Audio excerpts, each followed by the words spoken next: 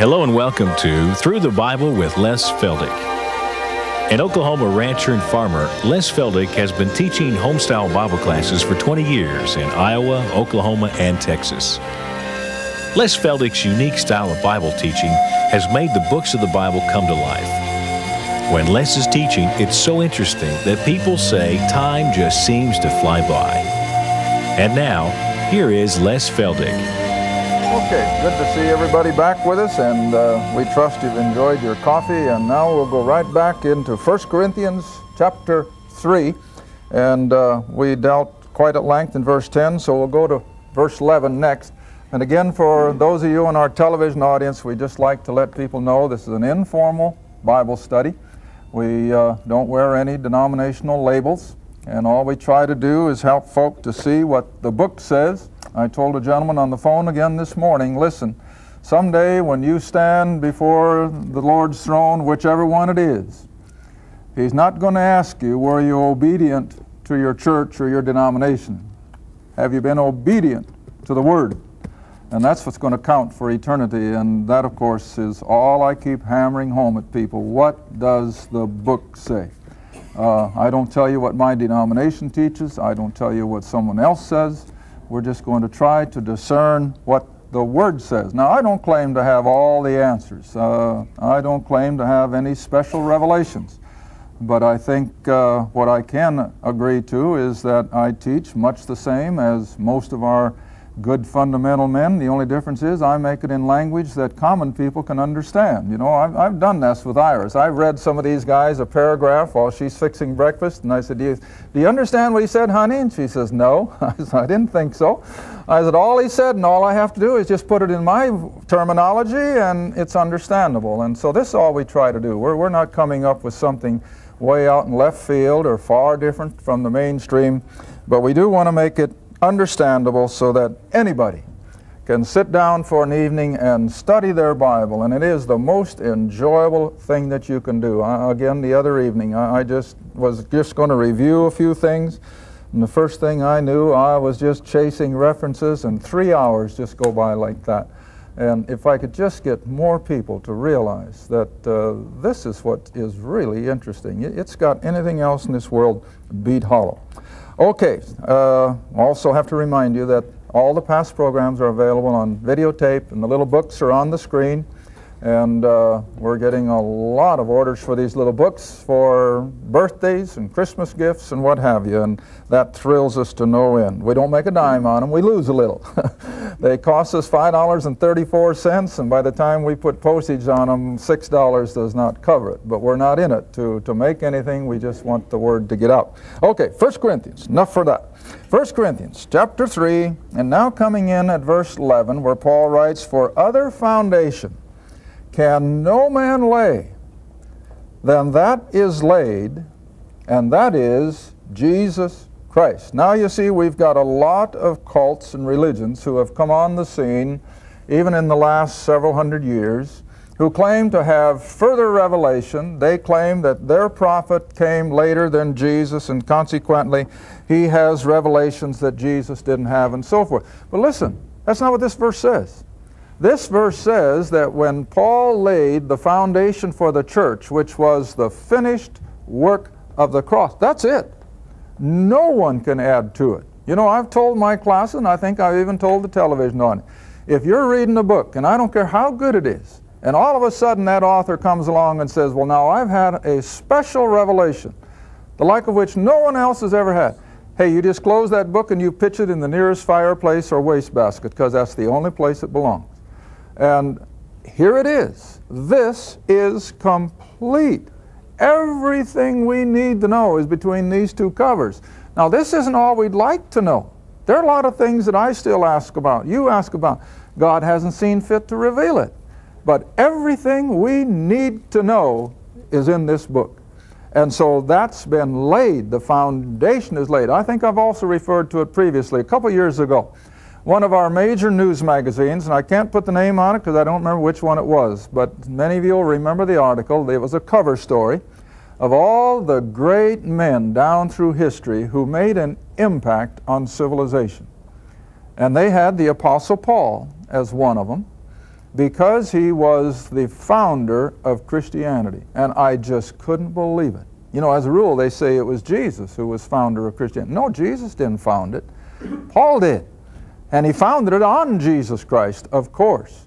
But see, Jesus never promoted the fact that he had died and shed his blood. He couldn't. It hadn't happened yet. And the 12 certainly didn't understand it because they had no idea he was going to die. In fact, the verse, we haven't looked at some of these things in a long time. Go back with me to Luke 18. Sometimes I have to use some of these older references that we haven't had in a long time to refresh our memories, and especially those that have just tuned in recently. And we know that every day we get new listeners.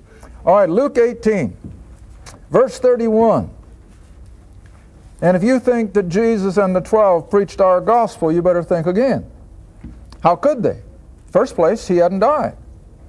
Second place, he certainly hadn't been raised from the dead. In the third place, it was still confined to Israel. All right, now look what he says in Luke 18, verse 31. Then he took unto him the 12, and he said unto them, Behold, we go up to Jerusalem, and all things that are written by the prophets concerning the Son of Man shall be accomplished. Now, of course, this was all back in prophecy. For he, speaking of himself, shall be delivered unto the Gentiles, shall be mocked and spitefully entreated and spitted on. They shall scourge him, put him to death, and the third day he shall rise again. He knew what was going to happen. He knew the end from the beginning. But look at the next verse.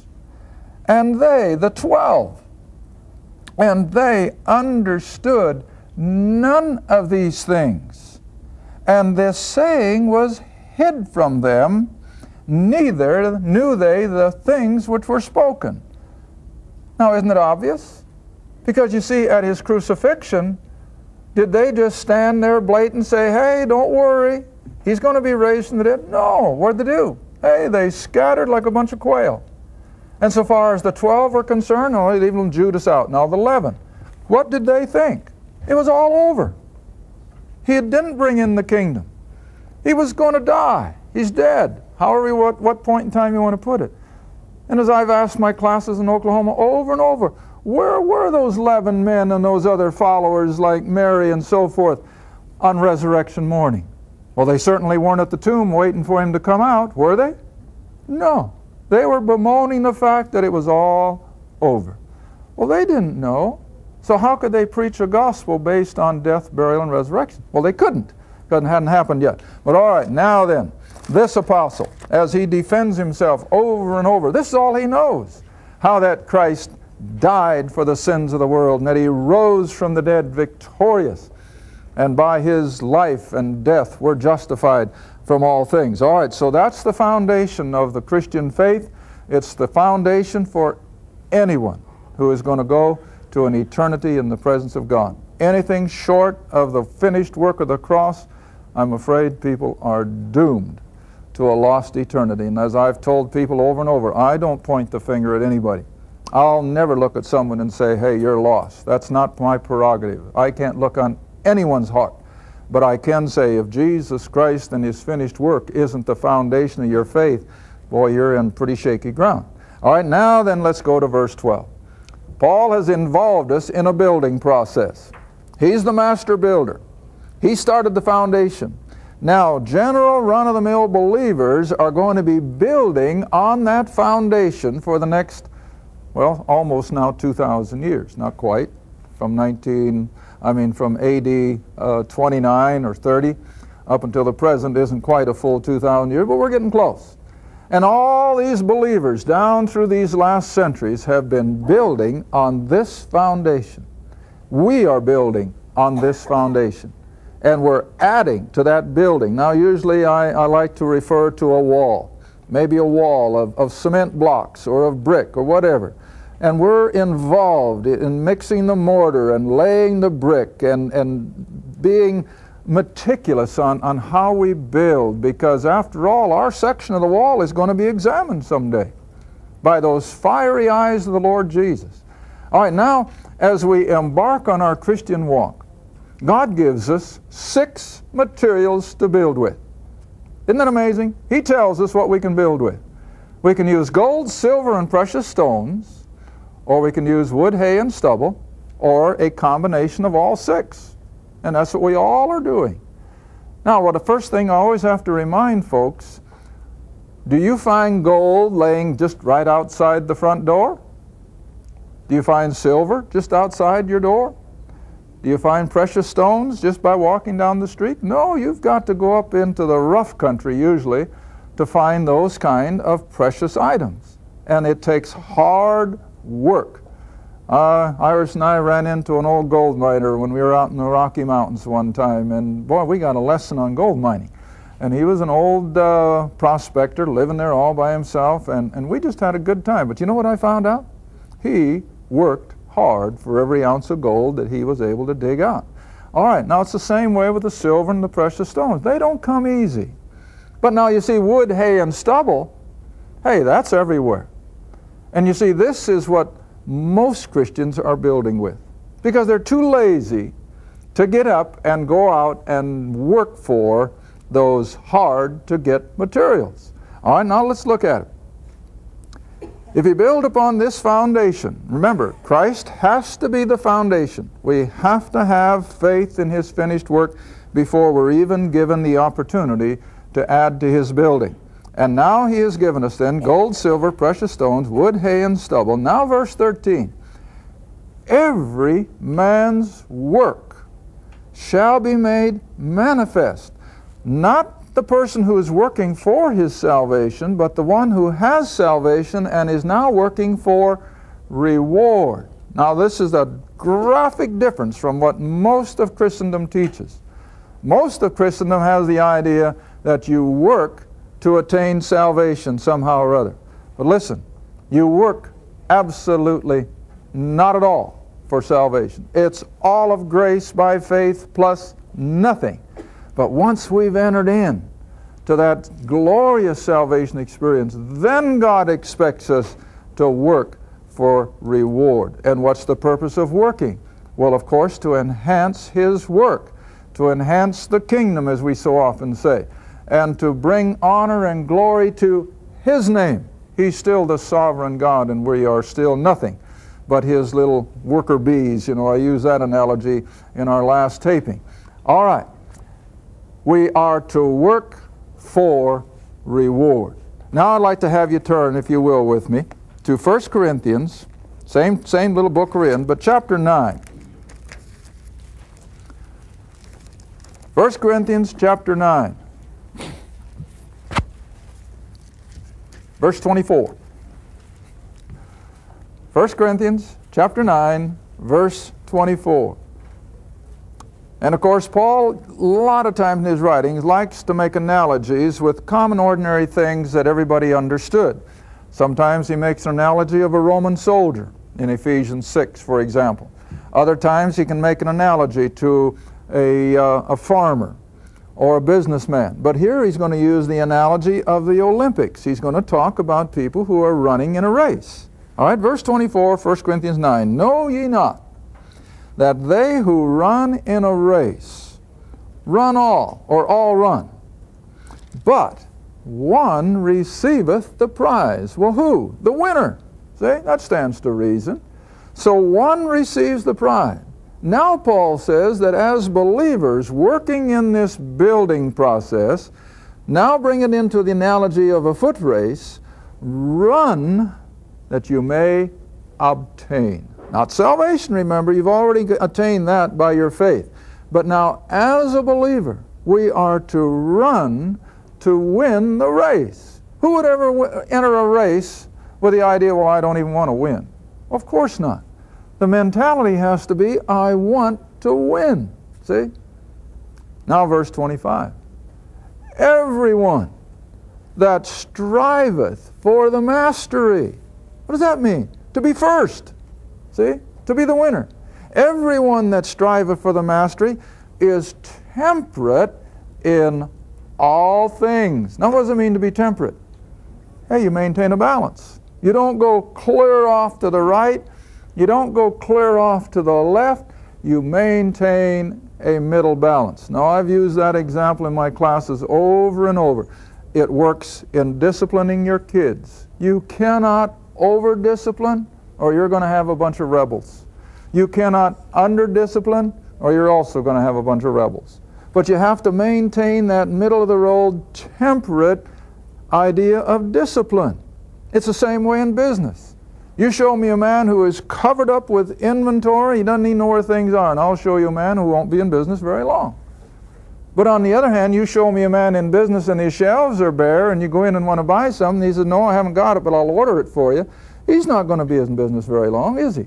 So you have to maintain that temperate balance. Now, it's the same way in running the Christian life.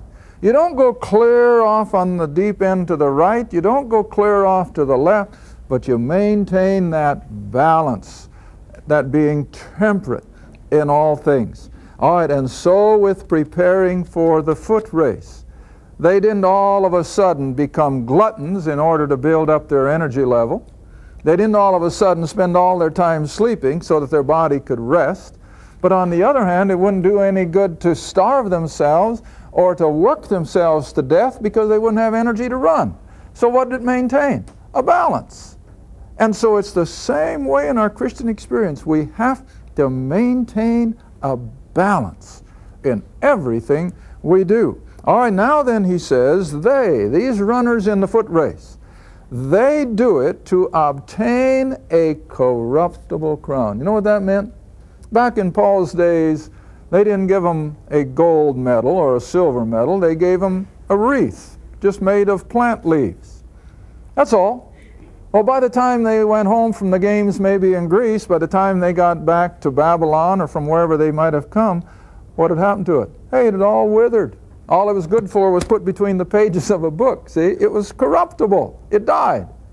But oh, we don't work for something like that, see? We are working or running to obtain an incorruptible. Oh, what a difference. What a difference. You know, I was thinking on the way up, and Irish will always agree, you know, I don't hardly say a word that whole 90 miles. But I was thinking, if only the human race could get a glimpse of the eternity that is waiting for us who believe, we would just say, what is 70 years? It's nothing in the light of eternity. It's nothing. And yet, you see, even believers are so tied to this world, they are so blind to the glory that's out there, that we get our priorities all mixed up.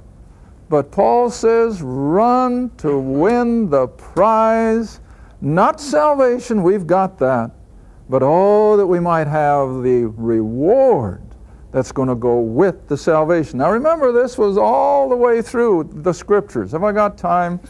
Come all the way back with me to Genesis chapter 15. All the way back. Been a long time since we've been in Genesis.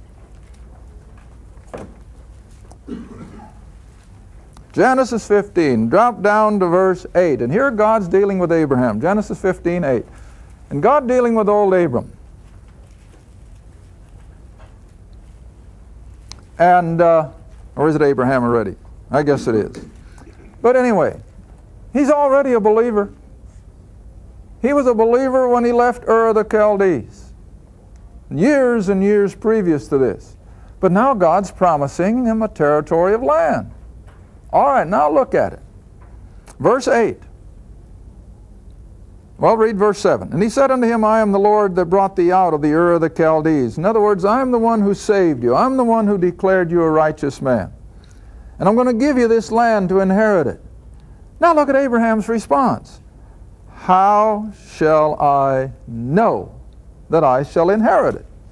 Well, because God promised that he was going to be rewarded with the deed to this land of what now we call Palestine. Now, I had another one that came through my mind just a moment ago. Oh, I bet I forgot it. But whatever. This whole concept of working for reward has been on the minds of believers from day one. That they're not just looking at salvation per se, but it's this idea that we're going to receive reward. Well, of course, I wasn't going to use this one, but you remember the people who had the talents? Remember the guy that had 10? And he went out and he made how many more? 10 more. And the one with 5 went out and made 5 more. But anyway, the lesson was, what did the Lord say? The one who hustled and went out and made 10 more, he's going to rule over 10 cities in the kingdom. In other words, he's going to get reward in eternity. And it's the same thing for us. And I'm sure that that's what it's all going to boil down to, that our rewards are going to be levels of responsibility as we rule and reign with Christ. The person who's going to have nothing in the wall but wood, hay, and stubble, he's going to be there. We're going to see that in a minute. But he's not going to enjoy the benefits of reward. He's missed that, although he's going to be saved. All right, now let's see. Where was it? 1 Corinthians chapter 3. Now I want you to go to 2 Corinthians, if you will, chapter 5. 2 Corinthians chapter 5. Where will this whole idea of rewards come to the fore? Well, you see, immediately after the rapture and we're brought up into glory with the Lord Jesus and the tribulation is going to unfold down here below, we've got a great event in heaven going to take place. And here it is now. Come down to 2 Corinthians chapter 5 and, let's see, verse 8. I think it's a good place to start. 2 Corinthians chapter 5, verse 8.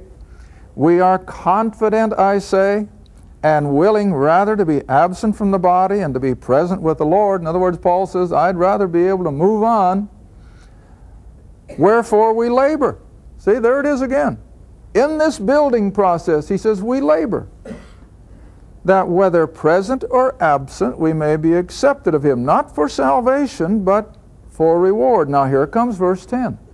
For we must all. Now remember, he's only talking to believers. This is not for the unsaved person at all. This is for the true believer. We must all appear before the judgment seat of Christ, that everyone may receive the things done in his body according to that he hath done, whether it be good or bad. Now that's not salvation being put in the balances, but what? Reward. Reward. Now, the word judgment seat scares people, and I think it's an unfortunate translation. The correct term out of the Greek was the bema seat. And those of you who have been especially to the ruins of Corinth, that's one of the things the guide likes to show you, remember? They'll show you the bema seat. Well, all it is a raised podium, and it was the seat of the judges, where they would come to these various conclusions. Now, in the Olympic Games, the bema seat was set at the finish line. Here's the finish line, and the runners are coming by. Well, the judge of the bema seat would sit up here to determine who was first, who was second, who was third. See that? There is nothing in the bema seat judgment that involves our eternal destiny. That's settled. But the bema seat is going to determine how much reward. Now don't lose that. That as a believer, yes, our salvation was settled the moment we believed. That's settled. That's done. But we're not to just sit down in an easy chair and let life go by. We're to get busy. We're to work. For number one, to bring glory to our God's name, but also for our own personal benefit of reward. Now, I've taught this way, way back, and I've always used the analogy, if I had the opportunity to be a Dallas Cowboy quarterback or sit clear up in the euchre seats, I'd rather be the quarterback. Even if it would get your head knocked off once in a while, that'd be fun. But to sit way up there in the stands, comparatively, hey, no contest. Oh, I know it's going to be the same way when the Lord brings us into his kingdom experience. We're either going to be sitting on the sidelines, we're there, and remember, there's no sin, so there'll be no envy or jealousy or anything like that. But won't it be a lot more exciting to be involved in all the activity? Well, of course it will be. And so this is the whole idea of rewards. Never confuse it with salvation. You don't work 1 ounce for salvation. That's a gift of God, Paul said. But rewards, yes, we work for them. All right, now let's come back to 1 Corinthians chapter 3, and let's move on. Here he explains it graphically.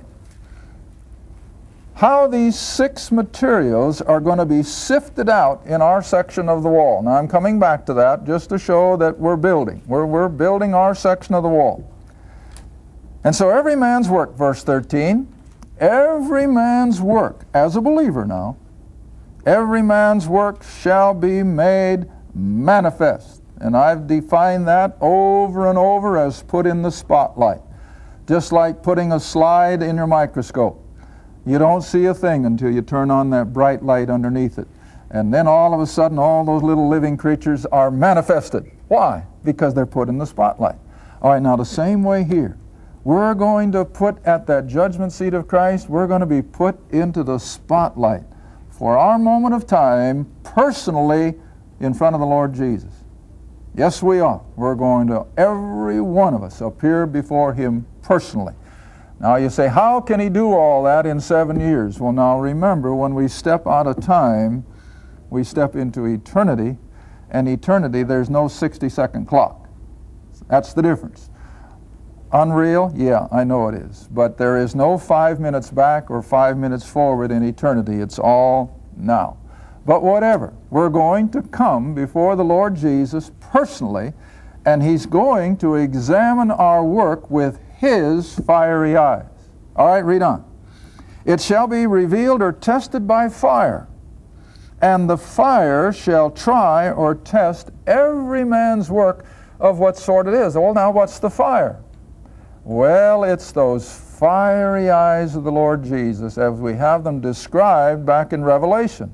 And He has eyes as of fire. Now, it doesn't mean that they're actually flames flying out, but they are so penetrating. Have you ever looked at someone that just seems like they can look right through you? Sure you have. All right, that's nothing compared to those eyes of the Lord Jesus when He looks at our life and He looks at our reward status, and the wood, hay, and stubble is going to go up in a puff of smoke. Nothing left, but only the wood, only the gold, silver, and precious stone. All right, now I've got to quickly, in 30 seconds, hit the next verse. I don't leave you hanging on a thread. So any man's work which abides that he is built thereupon, he shall receive a reward. Now let's come to verse 15 quickly. The man's work that is burned shall suffer loss, but he himself shall be saved. See that? He shall be saved, but he'll suffer loss of reward.